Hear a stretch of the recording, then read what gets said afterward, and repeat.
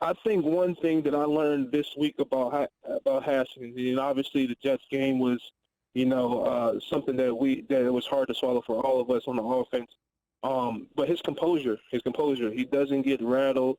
Um, he's a young quarterback in a huddle with veteran offensive linemen, and he's trying to lead. He's getting in, and he's doing a great job of what he's doing, man. He's getting there. He's getting us out the huddle.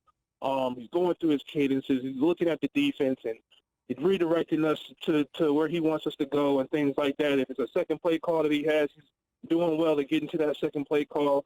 And I just think one thing that stepped up was that showed me this week was the composure, just the way to stick with it. He just looking at it, I can tell you right now, he'll tell you that he has some balls that he will want back. But as you continually just growing, and as he's growing as a young quarterback and getting these vital reps in practice, you can see that he's getting more comfortable, and the opportunities that we're getting on offense, he's getting the ball down the field. I know the completion rating is probably not what you want it to be, but just being able to move the ball down the field and get points, he's done a great job of doing that. Joined by Redskins right tackle Morgan Moses, presented by Steamfitters UA Local 602. They built this city. So give us your opinion on the selfie. Big deal, no big deal. He wasn't out there for the last play. Case Keenum had to come in there for victory formation. It's just a young quarterback, man. He's in the moment. He thought, from what I heard, he thought he missed he thought the game was over. I mean, the guy got his first career. I'm not going to sit here and beat him up on him not being out there on the snap. As a young guy, he just has to be a little more locked in and focused on that.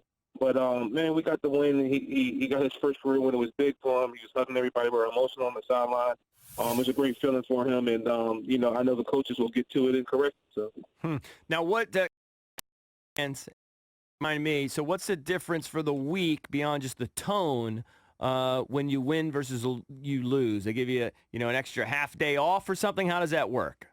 No, not at all, man. We're back in here today and getting it going, man. We got to prepare for the Carolina Panthers, who are a great team. They're having some struggles. I think they lost last night or yesterday.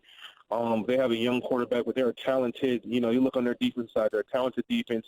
They get after the quarterback. I think they're one of the league leaders in sacks. Yeah, and they have a awesome running back over there. So we have to prepare for them. We got to prepare for them because they're a hungry team, and I know from prior years of playing in Carolina, their fans are going to be ready for them to play.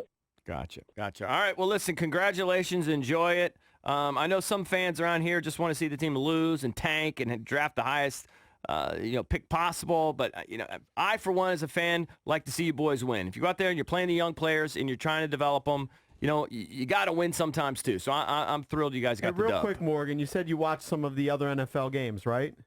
Mm-hmm. What jumped out at you watching some of the later games? Well, I think we're the only NFC East team that won yesterday, so that's always good, right? But just watching that San Francisco game last night, man. I just playing them earlier in the season. Their defense just showed out. They have a great defensive scheme. Those guys are playing together. They're playing well. I got drafted in Jimmy Garoppolo's draft class, and so just to see him come along and see how he's playing, it's great. By the way, Carolina, who's your next opponent, they are second in the NFL in sacks. San Francisco, number 1 with 44. Carolina's got 41, so going to be a tall. All right. Rest of the week. Yep, you guys have a good one. Yep, all right, you man. too, Morgan. Okay. Thanks. Yeah, Jimmy G, it's weird because when I watch him, he doesn't look overly impressive. I think if you looked at his numbers, they're not overly impressive. And I know a lot of people like to discount wins. Wins don't mean anything nowadays. It's all about the analytics. Guy, his winning record is it's absurd. Yeah. His winning percentage. Yeah. He's got a nice chemistry with Kittle, too, when he's healthy. And Kittle was back on the field, found the end zone last night. That guy's a beast. He's absolutely a beast. That guy's an absolute beast. Imagine if the Skins had him. Instead, we got Jeremy Sprinkle. Forget about Jordan Reed. That's just never going to happen. And Vernon Davis. Yeah, but even Vernon would have been a huge help. I think they shut down Vernon Davis the rest of the season, right? I think so. I mean, he's on the injured list. He's He's on the injured list, but You know, in theory, I think they could pull him back if they wanted, but clearly they've shut him down. Kittle was a 5th-round pick, too. So Right. you hit on a guy like that, he becomes a Pro Bowler. I mean, that's just gold.